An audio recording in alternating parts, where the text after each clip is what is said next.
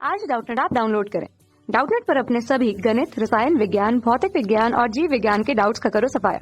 बस प्रश्न की फोटो खींचो, एक ही प्रश्न को क्रॉप करो और तुरंत वीडियो सोल्यूशन पाओ। अभी डाउनलोड करें। क्वेश्चन में हमसे कहा जा रहा है कि दो हेट्रोजाइगस पेरेंट्स को आपस में हम क्रॉस कर रहे हैं, तो अगर हम एक dihybrid cross carry out करते हैं तो F1 जनरेशन में हमें किस तरह के फिनोटाइपिक फीचर्स देखने को मिल सकते हैं अगर दोनों लोकाई आपस में लिंक्ड हैं। तो इन टर्म्स का सबसे पहले हम मतलब समझ लेते हैं। डाई हाइब्रिड क्रॉस से हमारा मतलब है एक ऐसा क्रॉस जहाँ पर साइमल्टेनियसली हम सिर्फ एक नहीं बल्कि दो ट्रेट्स की, दो कैरेक्टर्स की इनहेरिटेंस का पैटर्न ऑब्जर्व कर रहे हैं। अब हेट्रोजाइगस हैं पेरेंट्स। हेट्रोजाइगस से हमारा मतलब है कि दोनों के पास ही एक डोमिनेंट और एक रिसेसिव एलील है, यानी होमोजाइगोसिटी यहाँ पे नहीं है, प्योर लाइंस नहीं है।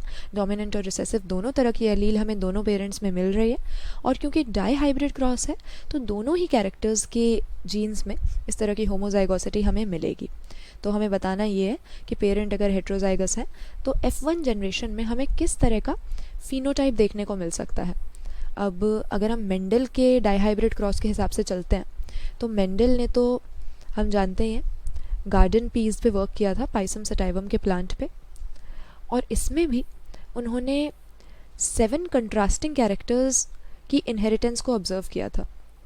तो ये कंट्रास्टिंग ट्रेट्स हैं, इनमें से ही 2 यहाँ पर हम ले लेते हैं डाई हाइब्रिड क्रॉस में। सपोज़ हम यहाँ पर कंसिडर कर रहे हैं अपने डाई हाइब्रिड क्रॉस के अंदर मटर का जो दाना है उसकी शेप और उसका कलर, ये दोनों कैरेक्टर कंसिडर कर रहे हैं। तो एक तरफ तो हम ले लेते हैं राउंड और येलो, और दूसरी तरफ है हमारे पास रिंकल्ड और ग्रीन कलर। 2 तरफ इनको क्यों ले रहे हैं? क्योंकि राउंड शेप और येलो कलर ये दोनों हमारे डोमिनेंट फिनोटाइप हैं, जिनको हम डिनोट करेंगे रिस्पेक्टिवली कैपिटल R और कैपिटल Y से, जबकि रिंकल्ड शेप और ग्रीन कलर ये दोनों हमारे फिनोटाइप जो हैं ये रिसेसिव हैं, तो इनको हम डिनोट करेंगे छोटे r और छोटे y से।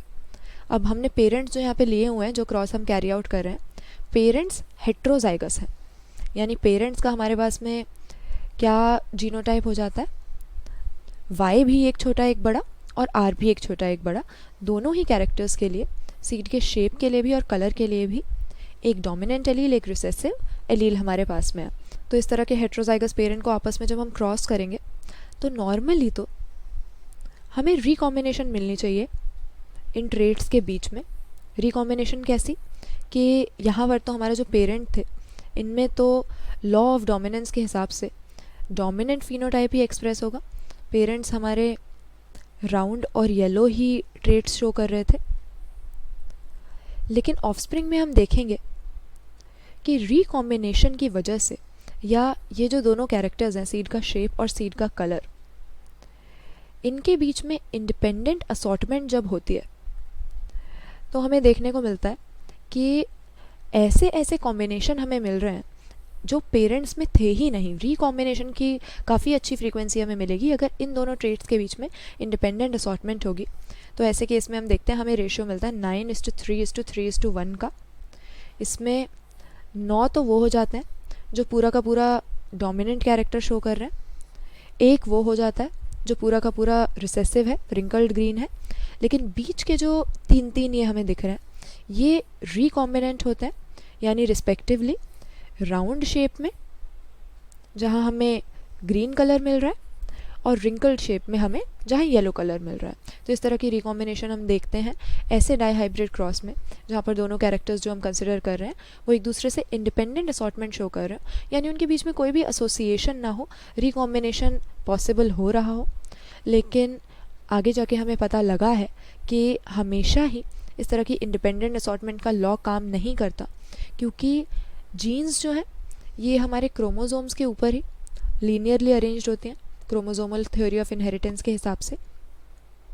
और अगर कोई 2 जीन्स, सपोज शेप की और कलर की जो जीन्स हैं जो इन दोनों कैरेक्टर्स को कंट्रोल कर रहे हैं, अगर ये एक सिंगल क्रोमोसोम पे होती या एक दूसरे के पास पास नज़दीक होती, या हम कह सकते हैं इनके लोकाई जो हैं ये एक दूसरे के पास होते, तो इनके बीच में लिंकेज हो जाती।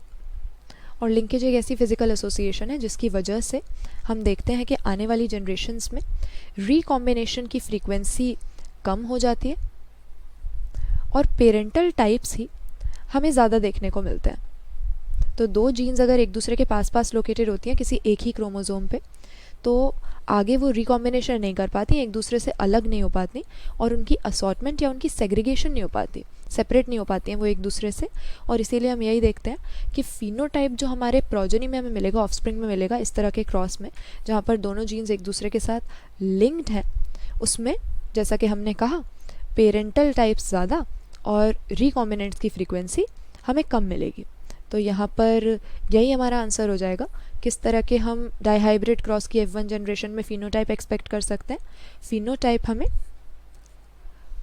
पेरेंटल ज़्यादा मिलेंगे और रिकॉम्बिनेंट्स बिल्कुल ही कम फ्रीक्वेंसी में मिलेंगे। हालांकि लिंकेज भी एब्सोल्यूट नहीं होती, कभी कभी लिंकेज टाइट होती है तो रिकॉम्बिनेशन की फ्रीक्वेंसी बहुत कम हो जाती है, पेरेंटल की ज़्यादा होती है। लेकिन लिंकेज कभी कभी लूज़ भी होती है, तो उससे जितनी लूज़ लिंकेज होगी यानी जितना डिस्टेंस दोनों जीन्स के लोकाई के बीच में होगा उतनी ही रिकॉम्बिनेशन के चांसेस बढ़ेंगे। तो ये इसी पे डिपेंड करता है कि जीन्स के आपस में बीच में कितना डिस्टेंस है या कितना टाइटली ये लिंक्ड है। लेकिन यहाँ पर क्योंकि सिर्फ लिंक्ड का हुआ है तो हम तो यही मानेंगे कि कम्प्लीटली लिंक्ड है। तो ऐसे हाइब्रिड में हम क्या देखेंगे, हमारे जो रिकॉम्बिनेंट्स थे यानी ये 3 राउंड ग्रीन और ये 3 रिंकल्ड येलो, ये हमें मिलेंगे नहीं, सिर्फ पेरेंटल टाइप्स ही मिलेंगे, या तो पूरी तरह से डोमिनेंट या पूरी तरह से रिसेसिव। तो फिनोटाइप में क्या क्या हमें मिलेगा, राउंड येलो और रिंकल्ड ग्रीन, सिर्फ यही 2 कंडीशंस मिलेंगी क्योंकि पेरेंटल अपीयर होंगे, रिकॉम्बिनेंस लिंकेज की वजह से अपीयर नहीं हो पाएंगे। कक्षा 6 से 12वीं से लेकर नीट, IIT, JEE वो एडवांस के लेवल तक 1 करोड़ से ज्यादा छात्रों का भरोसा। आज ही डाउनलोड करें डाउटनेट ऐप या व्हाट्सएप करें अपने सारे डाउट्स 8400 400 400 पर।